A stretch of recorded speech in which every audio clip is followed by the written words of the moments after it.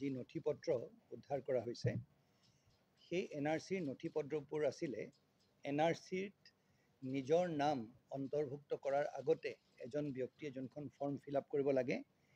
সেই ফৰ্মখিনিৰ গোটেই তথ্য লৈ তাক ডিজিটাইজ কৰা হয় আৰু সেই ডিজিটাইজ কৰি ইতিমধ্যে তেওঁলোকৰ নাম অন্তৰ্ভুক্ত NRCত হৈ গৈছে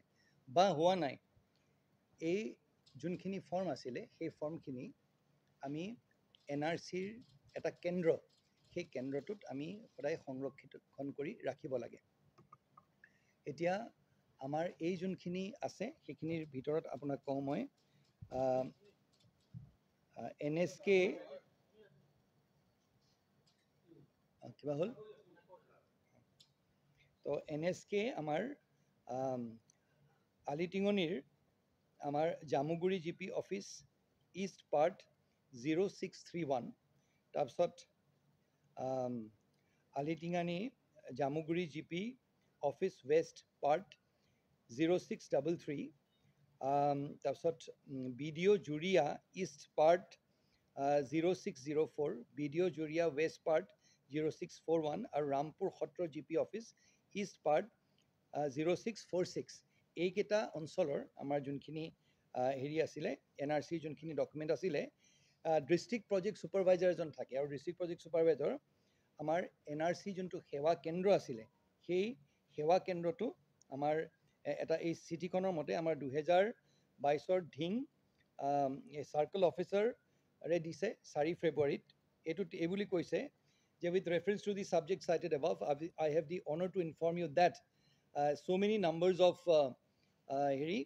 NRC documents have been shifted from Hoti Radhika Girls High Secondary School, Girls High School to Botodoba PHC. তাৰমানে এই গোটেইখিনি Hoti Radhika High Schoolত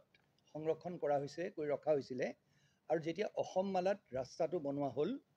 সেই ৰাস্তাটো বনোৱাৰ সময়ত এই ৰুমকেইটা ভাঙিবলৈ ভঙাৰ কথা আছিলে সেইকাৰণে তাৰ পৰা চাৰ্কল অফিচাৰে এখন চিঠি লিখি সেই গোটেই তথ্যখিনি বাকচ সহ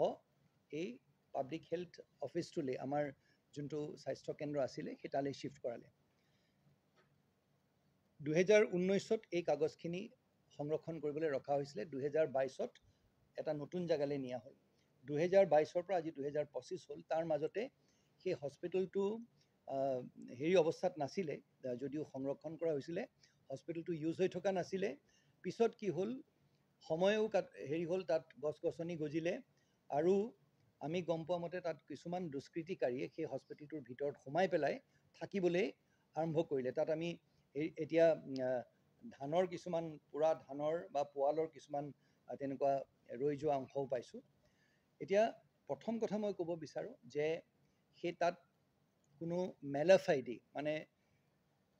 সেই ফৰ্মখিনি লৈ কাৰোবাৰ নাম বেলেগ কৰা বা কিবা তেনেকুৱা ধৰণৰ কৰা কাৰোবাৰ নাম বেলেগকৈ অন্তৰ্ভুক্ত কৰা তেনেকুৱা কোনো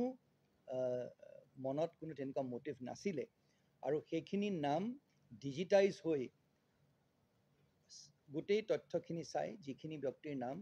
অন্তৰ্ভুক্ত হ'ব লাগে বা যিখিনি হ'ব নালাগে সেইখিনি সেই প্ৰক্ৰিয়া ইতিমধ্যে শেষ হৈছে। এই কাগজখিনি সংৰক্ষণ কৰি ৰাখিবলগীয়া দায়িত্ব আছিলে হয়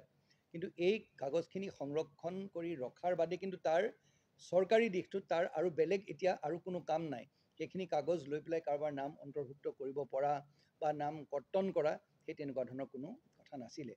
এটা কথা মই মানিছোঁ হয় যে সেই কাগজখিনি পাব্লিক হেল্থ চেণ্টাৰটো সেই স্বাস্থ্য কেন্দ্ৰটোত য'ত ৰখা হৈছিলে সেইখিনি আমি আৰু বেছিকৈ সংৰক্ষণ কৰি ৰাখিব লাগিছিলে কোনোবা মানুহ তাৰ ভিতৰত সোমাই আহিলে সেইখিনি সেইটো হ'ব নালাগিছিলে তাৰ বাবে আমি দুখিত কিন্তু এইষাৰ কথাও লগতে আমি ক'ব বিচাৰিম যে ইয়াত কোনো তেনেকুৱা ধৰণৰ ইণ্টেনশ্যন বা মেলাফাইডি নাছিলে যাতে এইটো লৈ পেলাই তাত কিবা দুষ্কৃতিকাৰীয়ে বা কোনোবাই কিবা বেয়া কাম কৰিব। এটা কথা সেই বস্তুখিনি পাই এজন কাবাডীৱালাই এই কাগজ চানাচুৰ বিক্ৰী কৰা কাগজ যিজন মানুহে কিনে বা বিক্ৰী কৰে কোনোবা এজন দুষ্কৃতিকাৰীয়ে সেই দেখিলে যে সেই ঘৰটো বন্ধ সেই বন্ধ ঘৰটোৰ ভিতৰত তেওঁ